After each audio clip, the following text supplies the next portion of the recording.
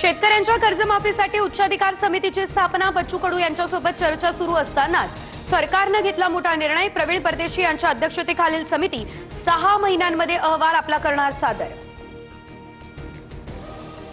किल्ल्यांवर नमो tourism centre उभारलं की फोडणार, राज ठाकरे यांचा इशारा। तर मला मुख्यमंत्री करा, अजून किती लाचारी करणार, नमो टुरिझम सेंटरवरून राज ठाकरेंचा शिंदेंवरती हा निशाणा।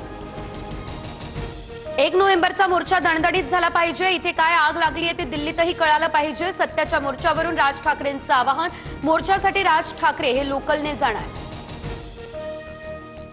पवईमध्ये 17 मुलांना ओलीस ठेवणाऱ्या रोहित आर्याचा एन्काउंटरमध्ये झाला मृत्यू। एपीआय अमोल वाघमारे यांच्याकडून एन्काउंटर, मुलांना वाचवताना पोलिसांनी चालवलेली गोळी छातीत लागली, त्यामुळे मृत्यू। तपास गुन्हे शाखेकडे वर्ग। मुंबईच्या पवईमध्ये ओलीस ठेवलेल्या 17 मुलांसह 2 नागरिकांची पोलिसांकडून सुटका। डांबून ठेवणाऱ्या रोहित आर्यानं दिली होती मुलांना जाळून मारण्याची धमकी, आरोपीकडून एअरगन आणि केमिकल जप्त। केसरकर शालेय शिक्षण मंत्री असताना रोहित आर्याकडून उपोषण, पीएलसी स्वच्छता मॉनिटर प्रकल्पासाठी केलेल्या कामाचे सरकारने 2 कोटी थकवल्याचा आरोप, कोणतीही थकबाकी नसल्याचं शिक्षण विभागाचं स्पष्टीकरण। मुलांना काही झालं असतं तर केसरकरांनी जबाबदारी घेतली असती का, काँग्रेसच्या विजय वडेट्टीवार यांचा संतप्त सवाल। तर पवईमध्ये मुलांना ओलीस ठेवल्यावर वडेट्टीवारांचा सवाल। जैन बोर्डिंग जमीन व्यवहार रद्द करण्याचा धर्मादाय आयुक्तांचा आदेश। तर ट्रस्ट आणि गोखले बिल्डर्समधील जमीन व्यवहार रद्द, मात्र 230 कोटी रुपये आणि स्टॅम्प ड्युटीसाठी बिल्डरला सिव्हिल कोर्टामध्ये जावं लागणार। धर्मादाय आयुक्तांच्या निर्णयावर मी असमाधानी, कायदेशीर बाजू तपासावी लागेल। रवींद्र धंगेकरांची प्रतिक्रिया।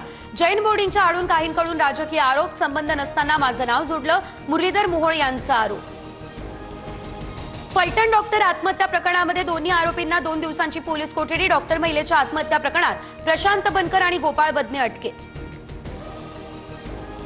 उपमुख्यमंत्री अजित पवार यांचा मृत डॉक्टरच्या कुटुंबियांसोबत फोनवरून संवाद, दोषींना सोडणार नाही, कुणाचाही हस्तक्षेप होऊ देणार नाही, अजित पवार यांचा कुटुंबियांना शब्द।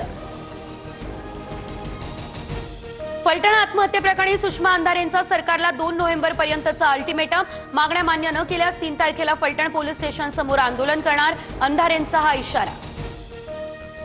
रुपाली ठोंबरे पाटील यांनी गुंड पाठवून हल्ला केल्याचा महिलेचा फेसबुक लाईव्ह करत आरोप, रुपाली पाटलांना राष्ट्रवादीतून निलंबित करा, माधवी खंडाळकर यांची मागणी। रुपाली ठोंबरेंनी मात्र हे सर्व आरोप फेटाळले। गौतम अदाणी यांनी घेतली शरद पवार यांची भेट, पवारांचं निवासस्थान असलेल्या सिल्वर ओकवर शरद पवार यांची भेट घेतली, भेटीचं कारण मात्र गुलदस्त्यात। 1 नोव्हेंबरच्या सत्याच्या मोर्चाबाबत विरोधकांची तासभर बैठक, ठाकरे बंधू आदित्य ठाकरे, जितेंद्र आव्हाड यांच्यासह काँग्रेसचे ज्येष्ठ नेते या बैठकीमध्ये सहभागी।